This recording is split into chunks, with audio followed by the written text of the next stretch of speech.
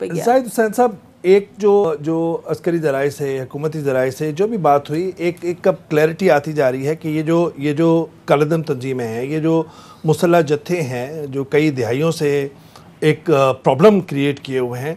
ان کے خلاف ایک ڈیسائسو ایکشن ہونا چاہیے، ان کے خلاف کوئی اقدامات ہونے چاہیے۔ آپ کیا سمجھتے ہیں کہ کتنا ضروری ہے ہماری ریاست کے لیے اور اس کی امیج کے لیے کہ ونس اینڈ فار آل ہم ان کو ٹیکل کریں اس مسئلے کو؟ دیکھیں اویس، ایک بات تو مطلب جو ہم یہاں جو ابھی بات آ رہی تھی کہ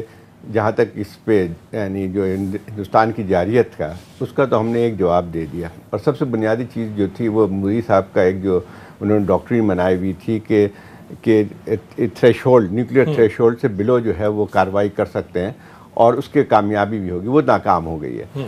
اب مسئلہ یہ ہے کہ لیکن اب یہ بات آتی کہ یہ ساری چیزیں ٹھیک ہے، لیکن اب جو ہے ہمارے لیے ایک چیلنج بہت زیادہ ہے۔ چیلنج یہ ہے کہ جو ہے نہ صرف ہمارے لیے، میں صرف اس کی بات نہیں کر رہا ہوں کہ ہم پہ کتنا پریشر پڑ رہا ہے، لیکن یہ حقیقت ہے کہ ہمارے ملک کے لیے، سلامتی کے لیے سب سے بنیادی چیز یہی ہے کہ اب کسی طور پہ بھی اس قسم کی ملیٹنٹ آرگنائزیشن کو آپ یہاں کام کرنے کی اجازت نہیں دے سکتے ہیں۔ یہ ہمارا 2002 میں بھی ہم نے تنظیموں پر پابندی لگائی تھی، لیکن جنرل مشرف صاحب کے زمانے میں ان کو پرسکرائب کیا گیا 12 جنوری کو، لیکن اصل مسئلہ یہ آتا تھا جس کی وجہ سے خود ہمیں ایک حد تک جو ہے جو سفارتی اس پہ جو ہے جس میں ہمیں نقصان بھی پہنچتا تھا، جس میں ہم دباؤ کا شکار بھی ہوتے رہے، وہ یہ تھا کہ ہم جو ہے ٹھیک ہے کہ ان کے خلاف اس طرح کی کارروائی نہیں کر سکے جو کہ ہمیں کرنی چاہیے تھی، جو کہ خود ہمارے لیے بھی بہت ضروری تھی۔ بات صرف اتنی سی نہیں ہے کہ جو ہے